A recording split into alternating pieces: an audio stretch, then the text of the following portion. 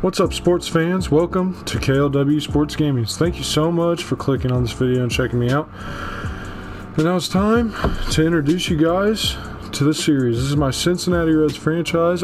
You guys saw the announcement I made last video, hopefully. If not, go check that video out. It's on my channel. It's my only and first video.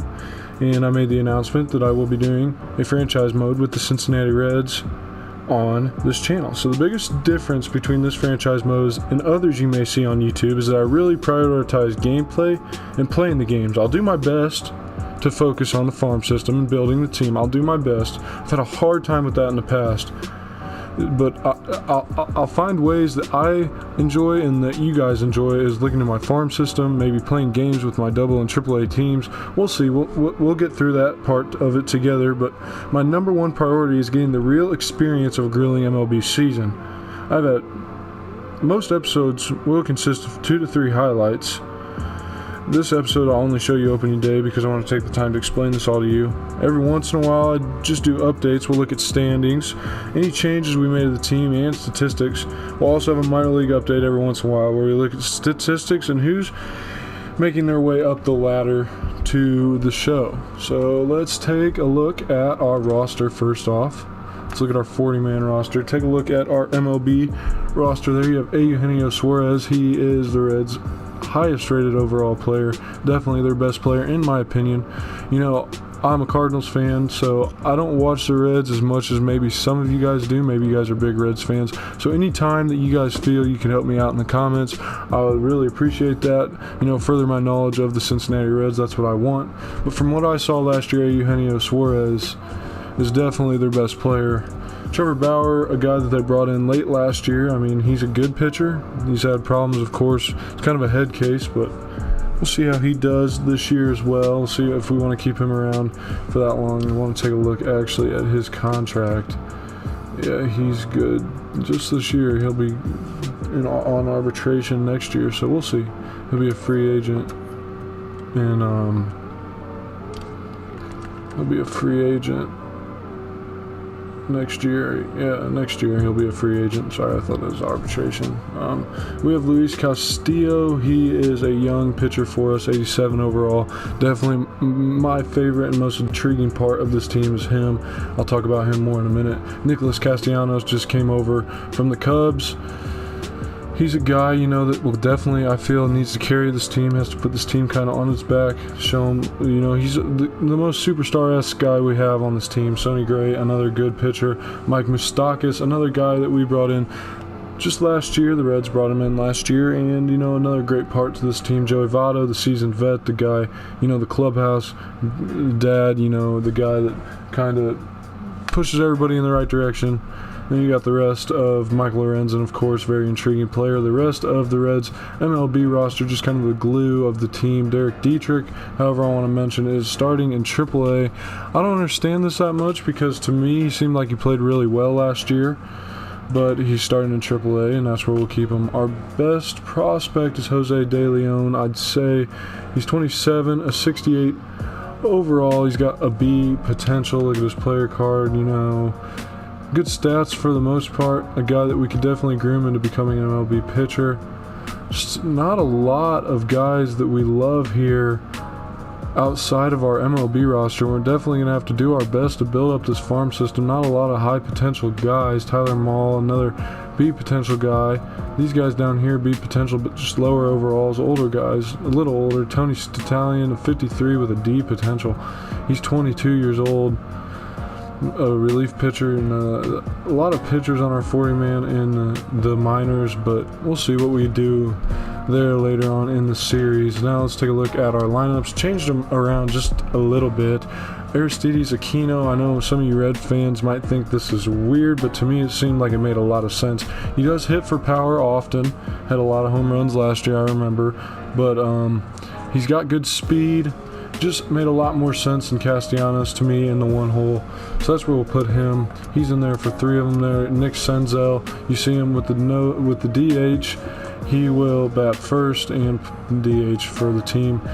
Some differences I made Joey Votto stays. We'll bet him 2. Castellanos 3. Eugenio Suarez 4. I think that makes a lot of sense. 3-4 there. Moustakas 5. 3-4-5. That's powerful. Winker, Galvis, Barnhart. Those 3 guys are guys that I'm very unsure of. All 3 of those guys.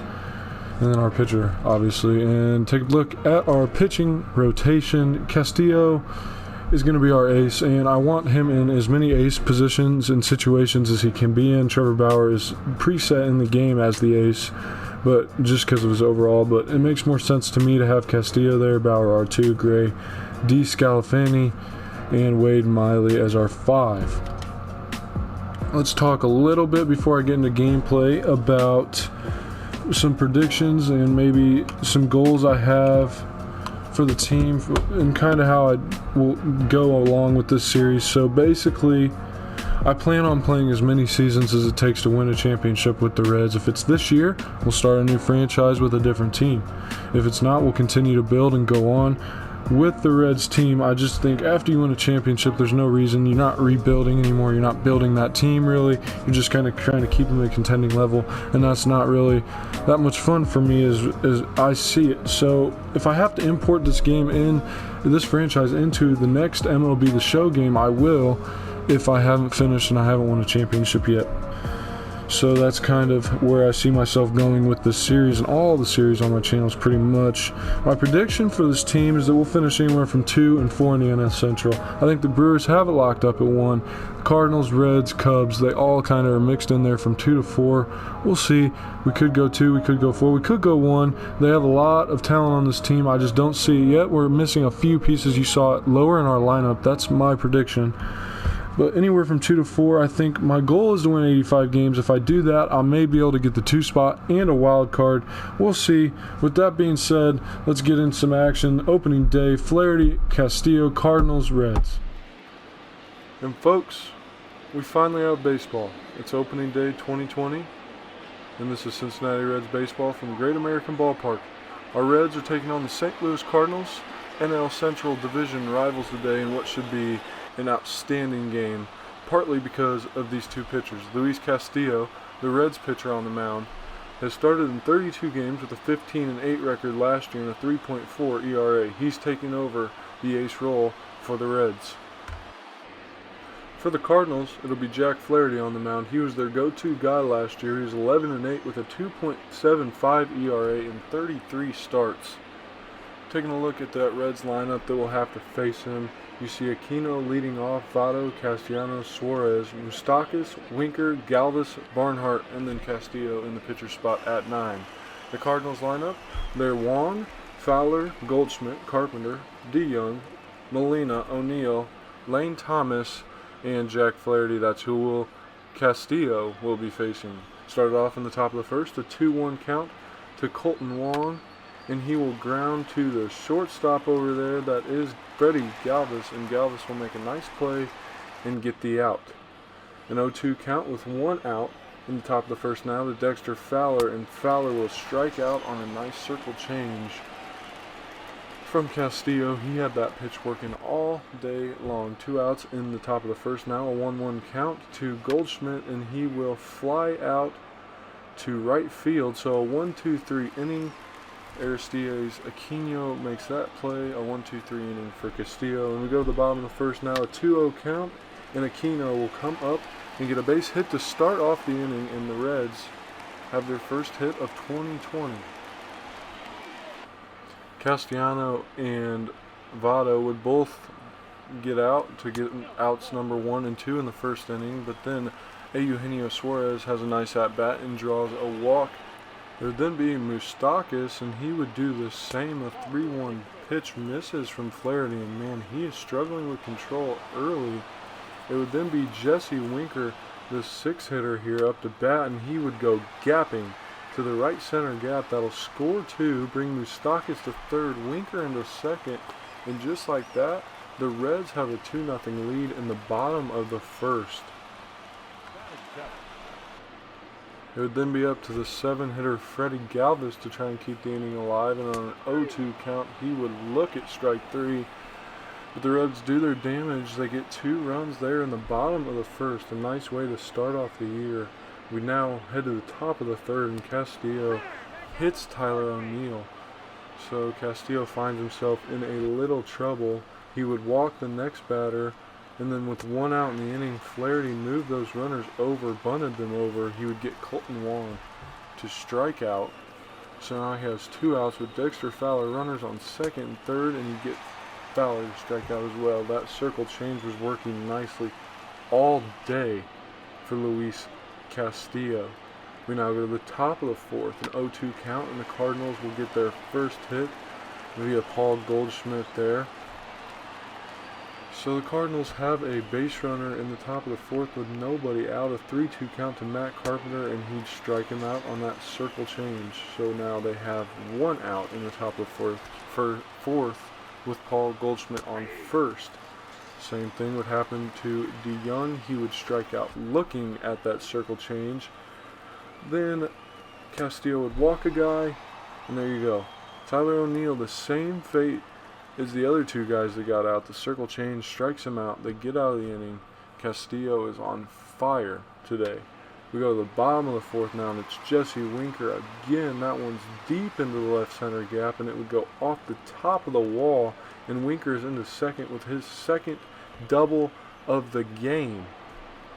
It would now be Freddie Galvis up with no outs, a 1-0 count to him. Flaherty the pitch, and Galvis would hit one deep to center field, deep enough to move Winker over to third, and the Reds have a runner on third with just 1 out in the bottom of the fourth.